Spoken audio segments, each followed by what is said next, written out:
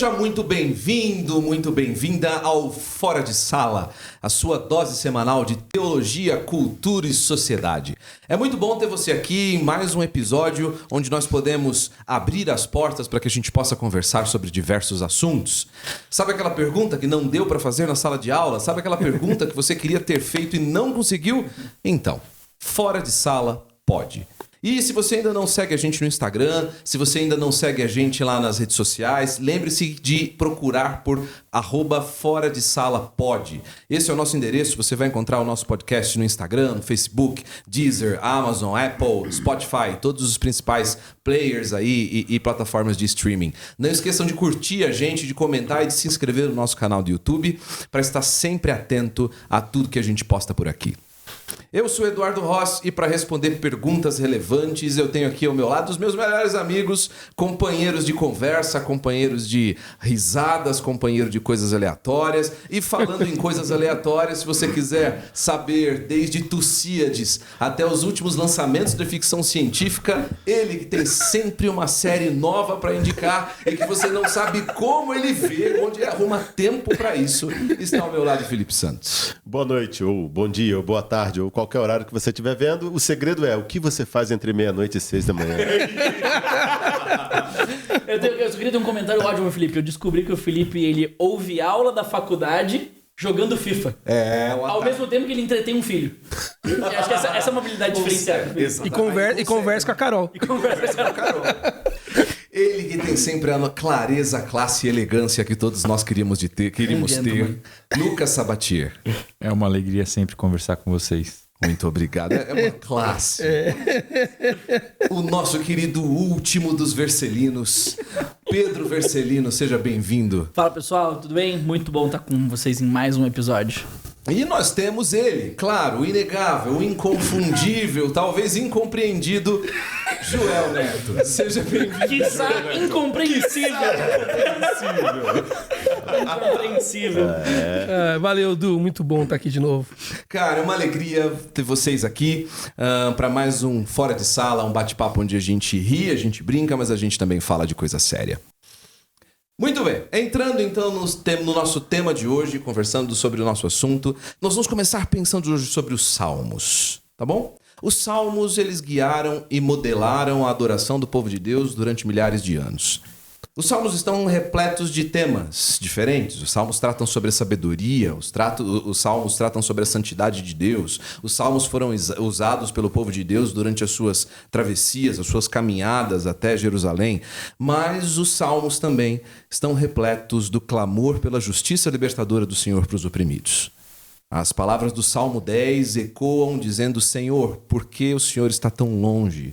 Por que te esconde em tempos de angústia? E para nós parece uma pergunta ainda ofensiva e audaciosa para a maioria de nós que não estamos acostumados a olhar assim para Deus e clamar pela justiça de Deus. Mas os Salmos nos oferece palavras inspiradas por Deus. Então ele não apenas nos diz como pensar sobre a justiça, mas os Salmos também nos ensinam a como praticá-la. Os Salmos não nos ensinam apenas como clamar a Deus, mas também como ele deseja ser buscado. E quando nós olhamos para os Salmos, nós olhamos diversas letras sobre justiça de Deus, a referência aos pobres, órfãos e viúvas, e mesmo clamor pela justiça diante dos nossos inimigos, que muitas vezes nós não encontramos nas nossas canções. Será então que nós precisamos um pouco menos de 1, 2, 3 bênçãos que não têm fim e um pouco mais de tire o nome dos meus inimigos do livro da vida? Será que nós precisamos um pouco menos de lindo, lindo, lindo és, glória, glória eu te dou, e um pouco mais de Senhor, quebre os braços do homem ímpio e maldoso? Será que nós precisamos cantar mais sobre justiça? Essa é a nossa pergunta de hoje. E para começar refletindo sobre esse assunto, eu quero perguntar para o Felipe. Felipe, que lugar que os Salmos ocuparam no povo de Deus ao longo da história? E até que ponto aquela analogia dos Salmos como inário da Bíblia é possível e é cabível? Bom, o livro de Salmos, de fato, ocupa um lugar central no coração do povo de Deus, do povo de Israel, da igreja. E como diria o Joel, ele ocupa um lugar central na Bíblia, né? Porque ele está no meio da Bíblia. Enfim, o livro de Salmos, para nós entendermos então, o livro de Salmos ele é uma coletânea, é uma antologia de hinos. São poemas que nós não sabemos até que ponto eles foram compostos como hinos ou eles eram simples poemas que eram recitados pelas pessoas. Mas no final das contas ele se tornou uma espécie de inário. E ao longo do tempo, esses salmos específicos dentro desses livros foram pensados para ocupar diversas funções dentro da liturgia do culto de Israel, do culto na sinagoga, do culto no templo, enquanto o templo existiu. Então os salmos foram usados de várias formas por Israel. E os salmos eles meio que contam a história, não a história do povo, mas a história do coração do povo de Deus. E a igreja, ela abraçou os salmos desde o início. Você vê muitos salmos sendo citados já no Novo Testamento. A igreja primitiva fazia muito uso dos salmos. Era o inário da igreja primitiva. E ao longo dos séculos da história da igreja, o saltério, ele continuou sendo usado como uma espécie de inário. Muitas das nossas músicas são baseadas nos salmos. E se tornou um livro querido do coração da igreja. Porque é um livro que ele conta a história do coração do povo de Israel na Antiga Aliança, mas ele também conta a história do coração do povo de Deus na Nova Aliança. Então eles têm eles estão no coração de todos aqueles que compõem o povo de Deus em todas as épocas da história. E não só isso, mas o Salmo ele é fonte de teologia para os autores do Novo Testamento, né? O Salmo 110 é talvez a passagem mais citada do Antigo Testamento no Novo Testamento.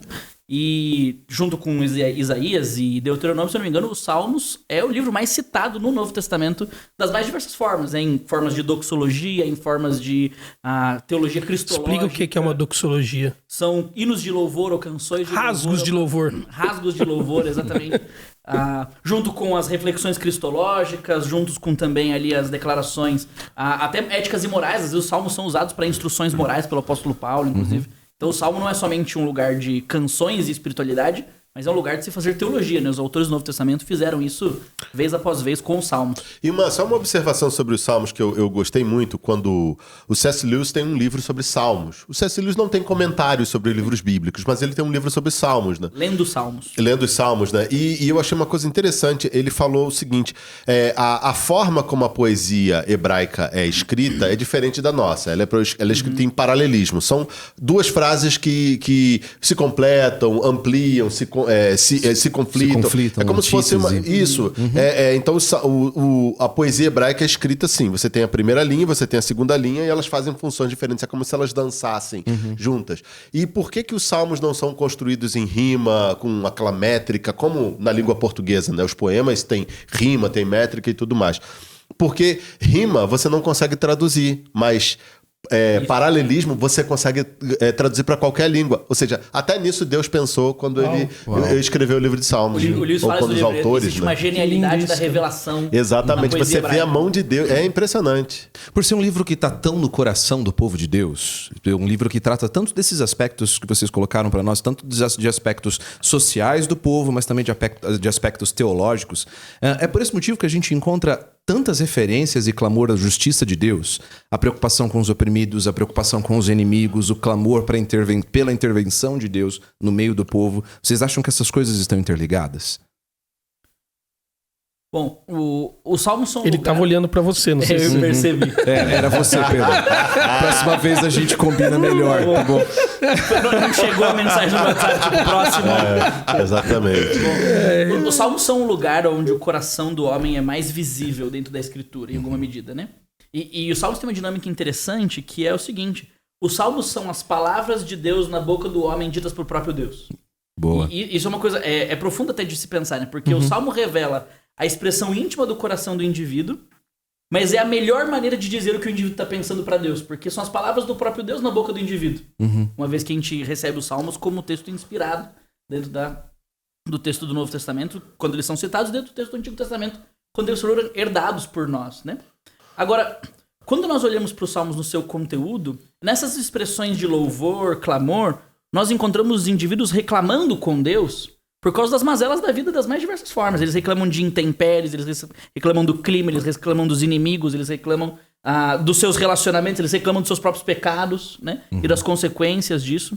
Então, em alguma medida, quando a gente olha no Salmo, a gente vê um lugar em que o homem se encontra com Deus de uma maneira que nós não encontramos em outro lugar na Bíblia, a não ser nas revelações do próprio Deus. Sim. Né? Nas teofanias, né? Então, quando a gente vê lá Moisés com Deus no monte, os discípulos com Jesus na montanha, são as grandes revelações de Deus na Escritura. Eu acho que a parte desses grandes lugares de revelação, os salmos são os lugares de maior intimidade onde o indivíduo se encontra com Deus na Escritura. De fato, ali existe um santuário literário acontecendo ali.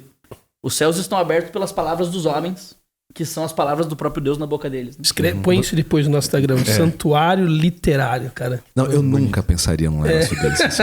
Mas pegando o ponte aqui no Pedro, uma das coisas que ele falou é que Deus admite ali a reclamação do homem, né? Ele usou o termo reclamação. Eu gosto de pensar em termos de lamento. Porque o lamento, ele é diferente do murmúrio. Porque o murmúrio, ele olha para Deus e ele acusa Deus. Né? O lamento, ele olha para Deus com franqueza, com honestidade. É fruto de um coração quebrado. Isso. Sim. Mas ele admite a maldade do mal que está ao nosso redor e se volta para Deus não em acusação contra Deus. Não em reclamação a um Deus que contra a providência de Deus. Mas se volta para Deus reconhecendo que só Ele é capaz de mudar isso aqui. Então, Deus, por que você está escondendo o seu rosto? Não esconde mais. Porque senão a gente não tem como mais viver. Né? Olha a injustiça. Olha a calamidade. Olha a perseguição. Mas nos acuda. Eu tendo a crer também que, em alguma medida, essas falas inspiradas, elas também são falas de desespero. Elas não somente são declamações tipo assim, Deus, eu sei que o senhor pode fazer alguma coisa, vem fazer alguma coisa agora. Acho que alguma medida Deus, velho. Mas essa é a você não tá vendo que tá tudo dando errado. Você não vai se mexer em minha direção. Essa é a natureza do lamento que a gente perdeu, né? Esse aspecto do lamento a gente perdeu. Porque a gente acha que a gente não pode ser honesto ou franco com relação a esse desespero interior. E o lamento é caminho de adoração. Exatamente. Acho que em alguma medida... É o coração quebrantado. O lamento não é o coração clamor. O reclamão é o coração arrogante. Exatamente. Em alguma medida, o salmista, quando ele ora lamentando ou canta lamentando, ele tá colocando Deus contra a parede. Sim. Em alguma medida. Mas ele coloca Deus contra a parede ao mesmo tempo que Deus o coloca no seu lugar. Porque o lamento sempre termina... Normalmente, né, o salmo de lamento termina com um lembrete do favor de Deus, da bondade de Deus, do resgate de Deus. Que é mais ou menos a história de Jó. Isso, né? Exato. Mas em alguma medida, os salmos têm uma permissão pra dizer assim, Deus, o senhor não tá vendo o que tá acontecendo. O senhor dormiu. Né? Então, mas você sabe que eu acho que o centro disso, porque você vê isso em Jó, como eu falei, você vê isso em Abacuque. Abacuque tem essa mesma postura, né? Eu acho que tá dentro disso que o Felipe falou, desse centro do coração entre a antiga e a nova aliança. Porque a gente tem que reconhecer que a relação do Israel de Deus com a antiga aliança, ela foi quebrada, ela foi falida. O Israel de Deus está ali em julgamento, em cativeiro, porque a ordem era, se vocês me honrarem, me adorarem, vocês serão prósperos. Que o povo rejeitou Deus e eles foram cativos para o cativeiro. Então agora eles precisam olhar para nesse centro onde o coração está. Esse coração precisa ser lançado para uma nova esperança, a esperança da nova aliança. E nesse sentido, eu acho que é essa coisa que o Pedro falou muito bem, de um desvendar da nossa alma. Nós aqui na Revive, na igreja que eu pastoreio, o Pedro também, desde que eu plantei a Revive, nós decidimos nas temporadas de verão e inverno, seria janeiro e julho, pregar salmos. Desde o começo. Quem sabe um dia a gente termina. Né? E agora tá chegando, Júlio, a gente prega de novo. A gente tem feito isso intencionalmente, né? O pastor Guilherme anota os salmos que já foram pregados. Não, só pode pregar o que não foi, né? Isso. E aí, a gente deu um título para essa série, que ela se repete todo janeiro e julho, que é Anatomia da Alma. E a lógica que eu produzi para isso foi o seguinte, que os salmos, eles nos ajudam a expressar sentimentos que nós nem sabíamos nominar. É isso que os salmos estão fazendo. Então acho que isso, tão belamente que o Felipe falou dessa centralidade de um coração que está olhando para a nova aliança, que causou uma falência no povo, e que agora, diante dessa falência, ele precisa ser lançado para um coração esperançoso na nova aliança, que é no Cristo, faz esse movimento que nós podemos falar de murmúrio, podemos falar de lamento, mas esse movimento de angústia do homem diante desse juízo de Deus, de tentar se entender. Eu pensando nisso, eu penso no no Davi, depois que ele saiu do reino, deposto pelo próprio filho, naquele golpe de estado, e ele vai pro deserto fugido com alguns poucos valentes que sobraram, e ele chega lá quebrado no deserto, e ele fala, Deus, enquanto eu calei o meu pecado, os meus ossos se quebraram. E naquela passagem ele diz assim, em certa altura, ele diz, a sua mão pesava em mim dia e noite. Eu sempre fico pensando, o que é a mão de Deus pesando nele ali? A mão pelo pecado dele? Não, já pesou bastante a mão pelo pecado dele. E Davi tá quebrado ali, dá pra ver no Salmo, ele tá quebrado. E a mão de Deus já pesou na morte do bebê, a mão de Deus já pesou na morte da filha, a mão de Deus já pesou no abuso com a filha, na morte do filho, no golpe de estado que outro filho gerou. Tudo que aconteceu na vida de Davi. A impressão que eu tenho é que Davi tá olhando pra Deus e é como se ele dissesse pra Deus assim, Deus, passa amanhã, hoje não. Eu tô mal. A sua presença me é insuportável aqui. Eu acho que o que Davi tá tentando dizer pra Deus, quando eu leio, é que mesmo Davi não tendo vivido pra Deus, Deus não desistiu de viver dentro de Davi. E essa é uma mão que pesa. Essa é a justiça de Deus no Salmo. E o salmista tá desnudo diante disso, dizendo, mesmo eu sendo esse Israel falido, esse Israel desobediente, esse Israel cativo, Deus ainda nos ama. Cara, e esse amor é insuportável. Esse amor é difícil de carregar. É o amor que Agostinho fala, né? O amor como peso. Esse amor é difícil de carregar. E esse amor ou te leva, e aí que eu acho que é a coisa até da sabedoria do outro, ou ele te leva e te joga numa esperança de uma nova promessa, de uma antiga promessa nova, uma aliança nova, ou ele te coloca no murmúrio. Eu tenho um detalhe sobre Salmos, que aliás, o Antigo Testamento, eu sempre falo isso para os alunos, o Antigo Testamento ele é estruturado em 3 movimentos. Olha para trás, olha para cima, olha para frente. Olha para trás e vê de onde Deus te tirou, olha para cima e vê quem Deus é, olha para frente e vê para onde ele vai te levar. O livro de Salmos deixa isso muito claro. Você vê que, especialmente nos salmos didáticos, existem várias categorias de salmos. Ele faz os 3 movimentos. Isso. As grandes categorias de salmos, só para os ouvintes saberem, são hinos e salmos de lamento. Tá? Hinos e lamentos. Hinos são vários, ação de graças e tudo mais. Lamentos são lamentos do indivíduo e lamentos da nação. Dentro desses hinos e desses lamentos, você tem uma categoria chamada salmos didáticos que contam a história. E é sempre essa ideia de olha para trás, olha para cima e olha para frente. Um dos blocos dos salmos que deixa isso muito claro são os salmos do Asaf, que vai do 73 ao 83, mais os 50, os salmos do Asaf. Eu lembro que eu preguei uma série há muitos anos atrás na Coreia, que o nome era A Arte de Não Perder a Cabeça, mesmo quando o mundo cai sobre ela. Que era... Não, pera, faz uma Como pausa. você falou isso em coreano? Não sei. Era... Quem não sabe, o Felipe foi missionário na Coreia por alguns anos. Pastor lá. Você pegou em inglês, né? Em inglês, eu não tenho a mínima ideia de como seria em coreano. Mas a ideia era como...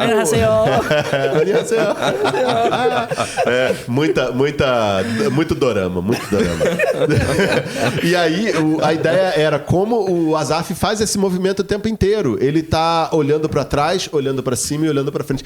E mais uma razão pela qual eu acho, brincando, né? O livro de Salmos, ele tá no centro da Bíblia, ele tá no meio da Bíblia, porque ele mostra pra quem tá lendo, cara, esse livro aqui que você tá lendo, chamado Antigo Testamento, ele é um livro que vai fazer você olhar pra trás e ver de onde Deus te tirou, olhar pra cima e ver quem Deus é, olhar pra frente e saber pra onde você tá indo. E ele faz isso repetidas vezes. Ô, Felipe, isso é tão lindo que isso me remete ao nosso primeiro podcast sobre aquela metanarrativa que a gente falou sobre pregar a Bíblia. Sim. Porque é esse Deus que está sobre todas as coisas, como dizia o Darwin, Deus soberano das esferas, é que está conectando o que foi e o que será.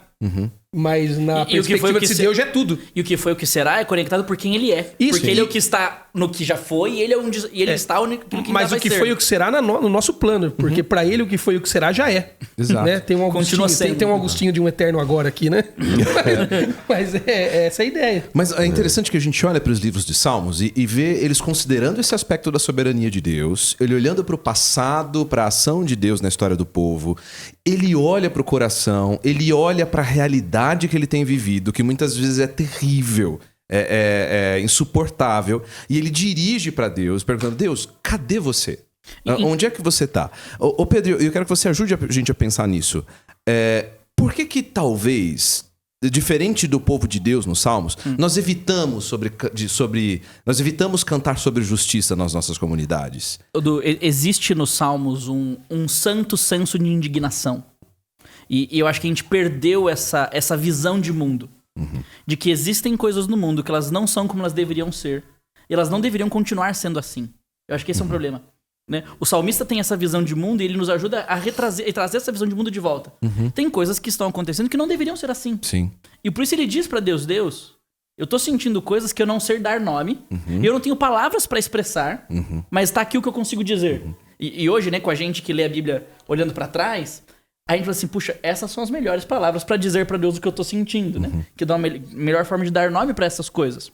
E Paulo chamou isso de gemidos inexprimíveis. Isso. Porque no mundo caído, a reação apropriada às consequências dessa maldição que habita a realidade que a gente vive, a resposta apropriada é exatamente esse lamento. De falar, Deus, as coisas não são como elas deveriam ser. Ô Pedro, desculpa, só... eu falei desculpa de novo, cara. Eu não pensei. Até lá você chega. Você é muito educado.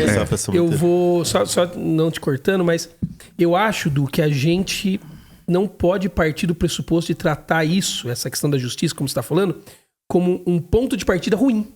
Não é bom, pode. Cara. Sim. Porque se você pensar, por exemplo, em Adão. Quando Adão peca, Eva peca no jardim, qual é a primeira postura deles? Se esconder de Deus.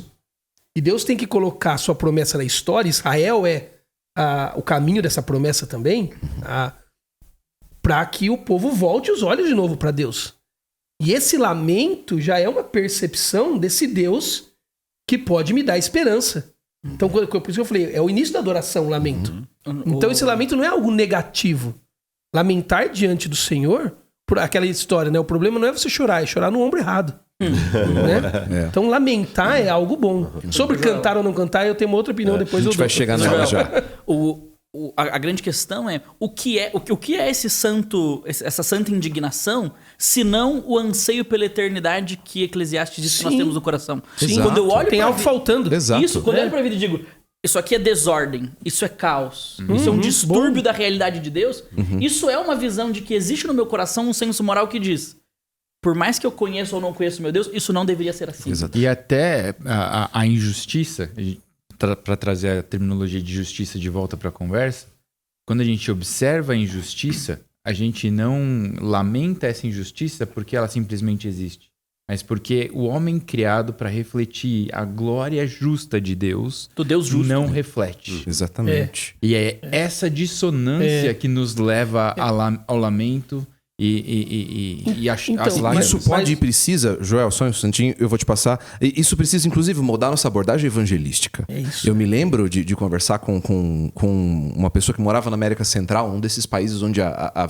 política é sempre instável, onde não há segurança. Ele contava dos seus parentes sendo sequestrados. Quase isso, estaremos chegando lá. Agora. E ele contava dos seus parentes sendo sequestrados, da dificuldade de lidar entre a política e a criminalidade. E, cara, eu me lembro que a única coisa que veio no meu coração pra dizer pra aquele cara é falar, cara, a justiça que você tá sentindo, o sentimento que você tá sentindo, o desejo de um país onde você viva bem e agradável, só pode ser o seu coração apontando pra uma justiça que você encontra em outro lugar. Isso precisa lembrar de, como o Pedro comentou, de nós olharmos para os problemas e nós encontrarmos a esperança que só Deus pode fornecer. Os motivos e respostas e transformação que só Cristo pode dar. Agora, um detalhe que nós não podemos deixar de notar é que no livro de Salmos, embora haja lamento, clamor por justiça, indignação, é sempre com uma linguagem reverente. O salmista, ele sempre sabe com quem ele está falando. Ele sempre sabe o lugar dele. Exatamente. Por mais que... E ele fala, ele abre o coração diante de Deus, ele rasga o coração, porque Deus sabe tudo, então ele tem essa consciência. Com franqueza e coragem. Exatamente, mas com temor do Senhor, sabendo o lugar dele. Né? Ele nunca usa palavras ofensivas, você não vê ele usando... palavrão, você não vê ele usando uma linguagem ofensiva, você vê o salmista às vezes pedindo algo duro. E isso qualifica o colocar contra a parede que o Pedro falou agora há pouco, né? Não é Isso. Ele não está sendo desrespeitoso com Deus, tipo assim, Deus me deve algo, né? Na verdade, eu acho que o próprio motivo, a expressão colocar Deus contra a parede, é porque ele realmente sabe com que Deus ele está falando. Exato. De fato, existe uma dimensão ética da justiça. Sim. Mas me parece também que Jesus ensina a desejar um tipo de justiça que é uma justiça para que as coisas no mundo sejam justas. Quando ele clama quando ele ensina que o bem-aventurado é aquele que tem fome e sede de justiça. Em alguma medida, o que tem fome e sede de justiça não é somente o que anseia a nova ordem do reino de Deus no mundo. Mas aquele Em alguma que medida, o promove. que tem fome e sede de justiça, num contexto de opressão, que é o contexto do discípulo de Jesus na Palestina do primeiro século, que é o pobre, o oprimido, o miserável, ele tá olhando para Deus e fala assim, Deus, intervenha no mundo. Faça com que a justiça aconteça colocando as coisas no seu lugar. Mas o risco disso E ele inclusive só- diz, né?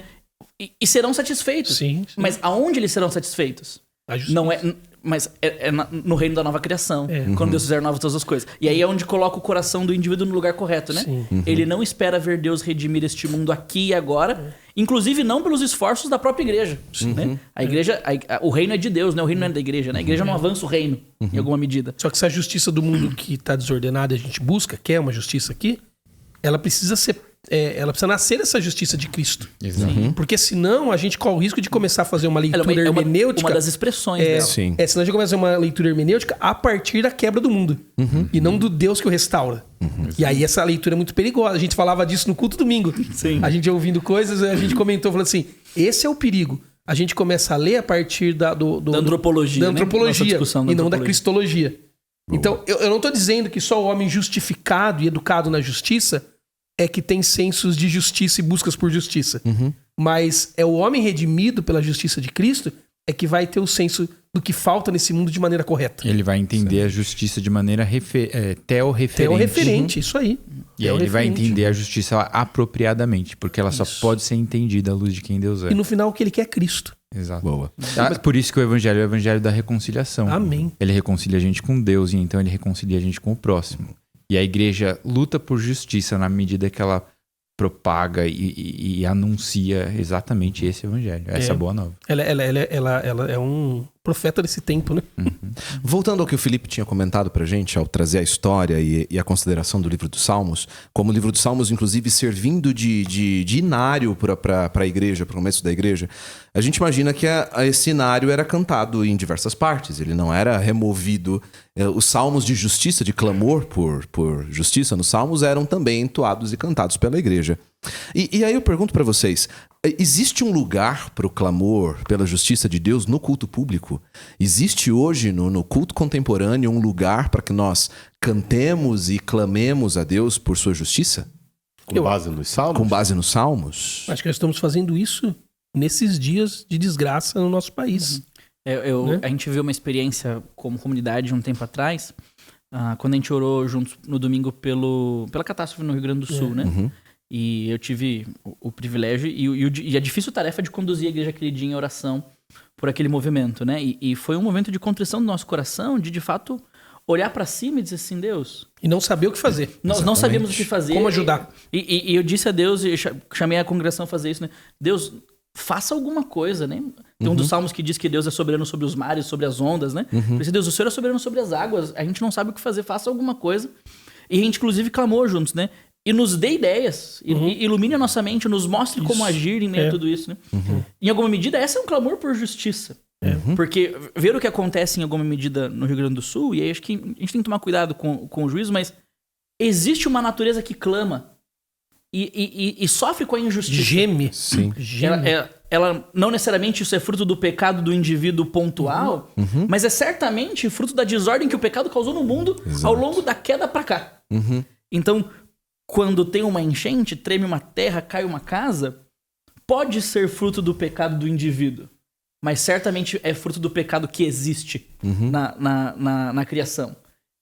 E porque existe pecado na criação, a gente clama não só com a criação, mas pela criação. Do pecado, o efeito do pecado. Né? Isso, o pecado afetou a criação como um todo. Efeito. E a criação clama pela redenção, Romanos 8 diz isso, e ela guarda a nossa redenção, porque é o dia da redenção dela também. Sim. Né? É interessante essa ideia de uma criação personificada, né? Uma criação que clama. E parece que Deus é tão criativo e genial que ele nos deu tons maiores e tons menores. Dons ou tons? Tons. A gente é capaz de cantar no tom maior para alegria, mas o tom menor parece que já aponta, já nos prepara o coração pro lamento. E pensando na música, ele nos deu tom maiores, menores, e nos deu o silêncio da música. Sim. As Às pausas. vezes pausas, as né? pausas, a gente Sei sabe lá. que é a coisa mais linda da música. Às vezes a gente não sabe nem o que falar. Exato. E nem o que vem depois, né? Porque a pausa cria esse clima de tensão, né? E agora? Qual é a próxima nota? Agora, realmente, se você... Não sei quais igrejas vocês têm visitado por aí, mas normalmente o que a gente vê são muitas músicas em tom maior, poucas músicas em tom menor. Muitas músicas de celebração, poucas músicas de lamento. E quando tem uma música em tom menor, a ênfase está no individual, não necessariamente do nós não somos o que deveríamos ser, né? Como comunidade, como sociedade, inclusive. E talvez a gente pudesse, sim, nesse sentido, prestar mais atenção nas nossas seleções para que a gente tivesse momentos de celebração, de exaltação e exultação, mas também de lamento. Porque vamos pensar na prática. Imagina o ministro de música, há 2 anos atrás, no auge da pandemia, abrindo seu livrinho ali de cifras e escolhendo qual canção ele vai cantar no culto online. Então, mas você sabe, Du, eu quero até dar um testemunho que nós vamos ser dia 29 aqui na nossa igreja com o pessoal da música. É minha responsabilidade dizer para eles uma coisa e eu vou compartilhar aqui. Na pandemia, o risco também era a gente cantar só lamento. Sim. E eu creio que o culto, ou a celebração, o culto, ele conta a história do evangelho. Ele é a dramatização da história do evangelho. Então, dia 29 a gente vai criar um padrão sobre como a nossa celebração acontece, né?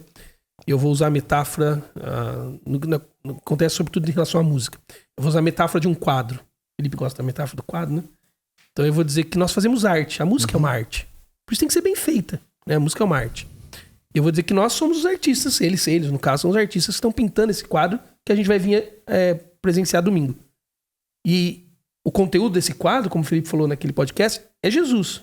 Jesus é o conteúdo do quadro. A gente está celebrando a ele, a gente está vendo a beleza dele, se rendendo a ele, recebendo tudo dele. E esse quadro tem uma moldura, tem um framing. Esse frame é o evangelho, que revela o Cristo.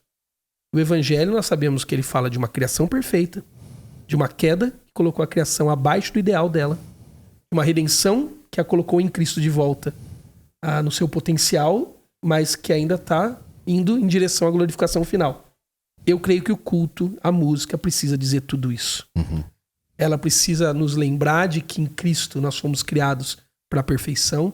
Ela precisa nos levar, a celebração nos levar para a consciência de que por conta de nós, das nossas escolhas, nós desobedecemos, entristecemos o coração do Deus eterno, mas graças a Deus que ele não julgou ser Deus, graças a Deus que ele não levou em conta e nos amou. E a gente pode sonhar com essa Jerusalém final, com esse reino de paz e justiça. A gente pode sonhar com os insights de tudo isso aqui por meio da ação da igreja de Jesus no mundo.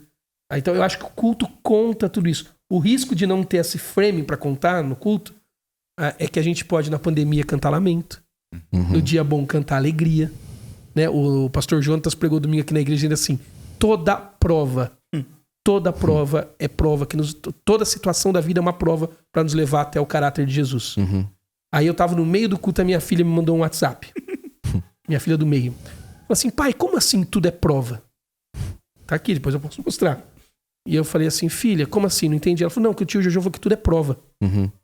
Eu falei: filha, é assim. Em julho a gente vai viajar. Falei pra ela: vamos pra um parque. E nós vamos nos divertindo. É muito fácil quando você tem um exame na mão, como o exemplo do Jonatas, de câncer, você ser levado ao caráter de Jesus e confiar nele. Falei: mas e nós lá no parque? Será que nós vamos conseguir nos divertindo? Lembrar que aquilo é graça de Cristo? Que aquilo é fonte dele em nossas vidas? Que existe uma maneira espiritual de se divertir, Que inclusive. existe uma maneira claro. de... Então, aquilo talvez seja uma prova. Falei pra ela, no celular, tudo isso. Aquilo seja uma prova muito mais difícil pra nós enquanto nos divertimos, de nos fazer parecidos com o Cristo, do que passar por um câncer. Aí ela só escreveu assim, depois de tanta elaboração, ela escreveu: ah, que legal, entendi. Eventualmente existem períodos da nossa vida onde a gente vai ter a propensão maior ao lamento e outros para exultação. Eu acho que é natural. Mas você acha que só o lamento não pode gerar alguma... né? Porque Cristo não permite que as coisas, o caos ao nosso redor domine a nossa visão. A dor não é a última palavra. Não, e ele já mostrou isso na cruz e na Exatamente. ressurreição. Né? Parece que essa variação que você mencionou, que você vislumbra, inclusive, para dentro do culto, e eu adoro essa ideia, ela é vista nos próprios salmos. Uhum. Porque o sentimento do salmista muitas vezes começa em tom menor e acaba em tom maior. Né? Ele começa com a alma aflita e atribulada, e no final ele está cantando. E às vezes o Salmo 13, em 6 versículos você vê o contraste, né?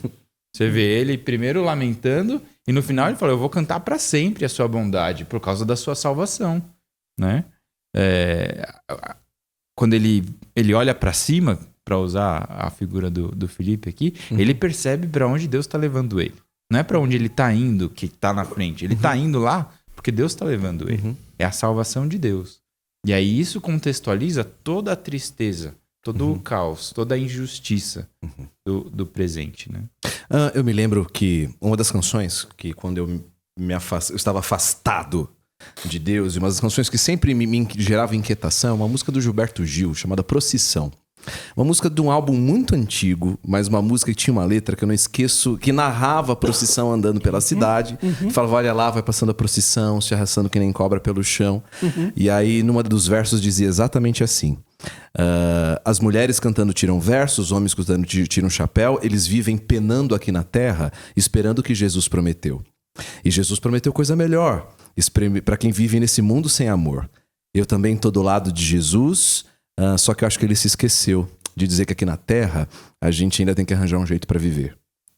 Essa música, de alguma forma, criticava a desconexão que pode acontecer conosco de vivemos na graça e na esperança, de esquecer que às vezes a realidade dói. E de esquecer que esse mundo sofrido, esse mundo que nós vivemos, ele machuca. De olhar Jesus, olhando para a morte, para o sofrimento, com Lázaro, com seus amigos, e Jesus chorando. Né?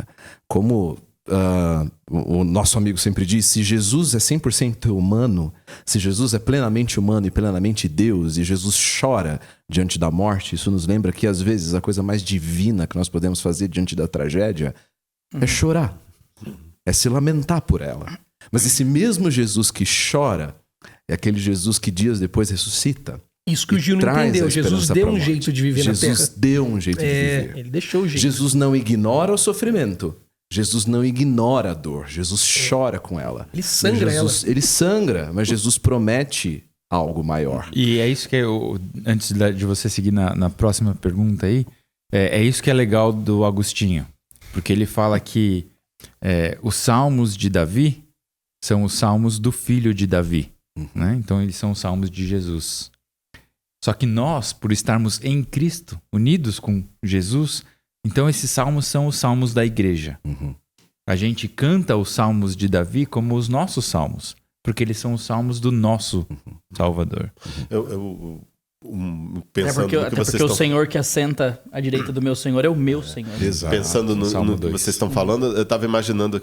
Imagina um culto num domingo qualquer. Você tem pessoas que estão recitando lamentos e pessoas que estão recitando hinos no seu coração. Mas todas estão convergindo para o mesmo ponto, né? Porque se você olhar para os salmos, o lamento ele termina com a expectativa, com a esperança de que Deus pode me tirar dessa. E o hino termina com aquela certeza de que Deus é que me trouxe até aqui. Exato. Então quem está lamentando e quem está cantando a Deus, no culto, eles estão convergindo na mesma direção que é convergindo. Mas é aí, Felipe, que eu acho que é tão importante o culto contar uma história. Porque essas pessoas, me corrija se eu estou certo do que você está falando aí, essas pessoas, cada uma no coração canta lamento, outra no coração canta alegria, elas estão trazendo situações da vida delas. Essa daqui tá sofrendo, essa daqui tá num momento muito bom. E não tem problema, não tem problema nenhum. Sim. Só que o culto que conta uma história diz pra essa pessoa que tá sofrendo: tem um jeito de viver, que o Gil não entendeu. E essa que tá com alegria dizendo assim: não é alegria que te dá identidade, é Cristo. Não é sua saúde, não é seu dinheiro, não é seu novo emprego, sua promoção que gera identidade em você, é Jesus. Porque quando vê a dor, ele ainda é tudo. A ressurreição de Jesus dá esperança pro que tá sofrendo e coloca em perspectiva os sucessos daquele que está se alegrando. Não é o sucesso que dá identidade para ele. Isso. Por isso que o culto tem que contar essa história. E eu só queria fazer um adendo, acho que vai vir depois. Eu acho só que esse tom maior e menor que o Lucas está dizendo, muito legal, depois a pausa, o silêncio que nós falamos, isso não é uma questão estética de música. É uma Sim. questão conceitual de como cantar. Isso. Então alguém tá ouvindo do outro lado, falando, tá vendo? O Lucas tá dizendo. Tinha que cantar umas músicas mais desanimadas na igreja. Né? Não é, pode até cantar, não tem problema. Né? Mas o tom menor é o tom do coração. Exato. Isso eu entendi, Lucas. É isso. E eu acho que às vezes, pensando no lamento, a dor da alma é tão grande que ela não tem forças para se expressar com as palavras. Mas ela se sente... ela sente que tá expressando o que tá sentindo simplesmente por ouvir aquelas palavras. Né? Eu e Tamires vivemos uma experiência muito dolorosa no ano passado, que a gente perdeu um filho, né? Na gestação da Tamires. E eu lembro da gente assistindo um culto online em casa. E a gente não conseguia cantar. No louvor. Mas a gente tava abraçado e a gente falava assim, é isso que a gente tá sentindo. Aquelas músicas eram o nosso sentimento. A gente se sentia representado por aquelas músicas. Mas a gente não tinha coragem de dizer aquilo. Porque lembrar dizia. E eu lembro que 2 semanas depois eu preguei nos jovens da igreja o Salmo 23, né? E o Salmo 23 tem uma frase que ele diz o seguinte: ainda que eu passe pelo vale mais sombrio e tenebroso, não temeria o mal, porque tu estás comigo. E essa foi a verdade que me sustentou e sustentou Tamir ao longo desses dias, né?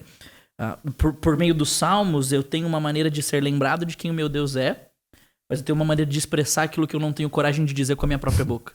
Aleluia. Às vezes apenas ouvir aquilo me lembra, é isso que eu tô sentindo, mas esse é o meu Deus. Du, posso fazer uma proposta? Claro, por favor. Podemos parar por 1 minuto e orar por gente que tá sofrendo, que tá nos ouvindo? Sim, Podemos? por favor. Jesus, nós chegamos na tua presença como estamos sempre, clamando ao Senhor por dores de pessoas que nos ouvem nesse momento.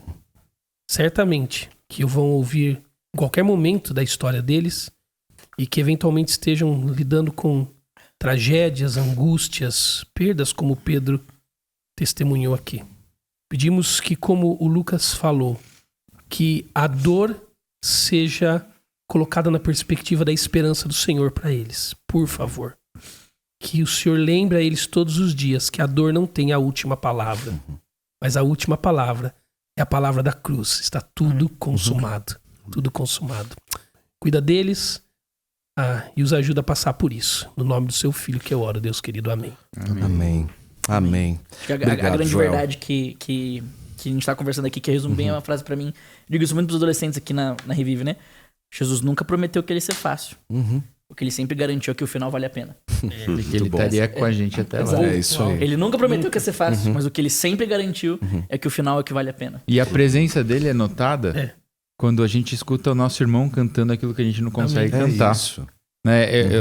O texto de Colossenses 3,16, que Paulo exorta os crentes a se aconselharem mutuamente, mas ele fala com salmos e hinos. Então, às vezes, você vai ministrar pro seu irmão estando junto, cantando aquilo que ele não consegue cantar. Exato. Citando meu guru, pastor Carlos Macor, queremos você aqui, Carlos. Ele diz assim: Jesus venceu o mundo, não o nosso mundo. Uau. O nosso mundo tem dor, mas ele já venceu o mundo. Só um testemunho rápido sobre o poder. Eu não sou uma pessoa muito dada a questões místicas, não, mas eu tenho uma experiência que me marcou muito. Mas essa experiência é ótima, eu sei qual que é. Em 2014, eu era missionário, né, fora do Brasil, e eu vim ao Brasil em divulgação, nós passamos 2 meses aqui e tudo mais. Eu tive uns problemas de saúde, uma série de coisas, e eu comecei a ficar com muito medo, e eu voltei para o campo missionário com muito medo. Eu morava na Hungria na época, e eu fiquei ali, gente... Agosto, setembro, outubro, novembro, eu tinha crises de pânico que eu não sabia de onde vinha. Eu ia deitar à noite. Durante o dia estava tudo bem, mas na hora que eu deitava na cama à noite, a minha esposa dormia e eu ficava ali horas e horas apavorado, mas com muito medo. E eu sentia um frio na alma, assim. Era um frio na alma, era um negócio interessante. E eu com medo de entrar numa crise de depressão. E eu fazia tudo o que a cartilha manda, né? Eu orava, eu lia a Bíblia, eu fazia tudo. E aquele troço não ia embora até que em dezembro... os alunos eles foram embora pro recesso de inverno e eu fui fazer uma viagem com a minha esposa. Tivemos alguns dias de folga, fomos fazer uma viagem. Chegamos num local lá, no hotel, dormimos. De manhã nós acordamos para passear e eu estava tomando banho e na minha mente leio o Salmo 91. Beleza, né? Tomei banho, me arrumei, saímos. Aí fomos andando, nós paramos num lugar pra minha esposa comprar água. Enquanto ela foi comprar água, eu puxei o celular, abri o Salmo 91 e comecei. Aquele que habita no esconderijo do Altíssimo, a sombra do Onipotente descansará. Direi do meu Deus, ele ama o refúgio. E continua o Salmo. Salmo conhecido, né? E aquelas palavras entraram em mim de tal forma, parecia que era Deus falando comigo ali. Era o salmista me lembrando de algo. Olha pra cima. Tarja preta espiritual. Gente, e aquela noite eu fui dormir, o medo foi embora. Simplesmente desapareceu. Eu não sei explicar o que aconteceu. lindo, cara. Mas Deus, é como se o salmista Deus, por meio do salmo, tivesse me lembrando. Olha pra cima. A solução para o seu medo é olhar para cima. E mudou. E há poucas semanas eu estava assistindo um documentário que nós assistimos quando éramos alunos do Walter Moreira Salles, aquele da igreja lá em Campo Grande, lembra? No Rio de Janeiro. Sei. Que um pastor plantou uma igreja, ele acompanha 6 meses. Impressionante. E todas as pessoas recitavam o Salmo 91 e eu ouvindo as pessoas recitando. Gente, o documentário tem 24 anos, foi de 2000. Eu vendo aquilo no YouTube, eu ouvindo aquele salmo, as pessoas recitando. Cara, é impressionante, né? A experiência como salmista, ele movido pela sua emoção, inspirado pelo Espírito Santo, escreve um negócio que 2.500 anos depois, 2.800 anos depois, tem alguém lendo e Deus fala ao coração e derruba, anula os sofismas, as barreiras, joga tudo por terra, né? Isso aí, amigo. Queridos, tínhamos muito mais coisa para falar. Esse assunto tá rendendo tanto. Mas eu quero deixar para os nossos... estilo das músicas na igreja. Pois é, mas ainda assim fica pra próxima. Metáforas ainda. A gente pode fazer uma parte 2 desse episódio, o que vocês acham? Pode, a gente pode. Mas eu quero encerrar lembrando você que está ouvindo e por algum momento você tem pensado nas coisas que você tem vivido, olhado para os seus sofrimentos, para suas angústias e pensado onde está Deus. Estação Santa Cruz, o nome do documentário. Estação Santa Cruz. Procura aí no YouTube. Ótimo, anote. Se você é uma dessas pessoas, não remova seu lamento. Traga seu lamento para Deus. Amém. Direcione o seu lamento para Jesus, porque Ele realmente é aquele que venceu o mundo por nós. E eu diria, né? Se você não sabe quais palavras dizer e você tem medo das palavras que podem vir, diga as palavras do próprio Deus para Deus. Exato. Use os salmos para isso. Os salmos não são só palavras inspiradas por Deus, homens dizendo para Deus.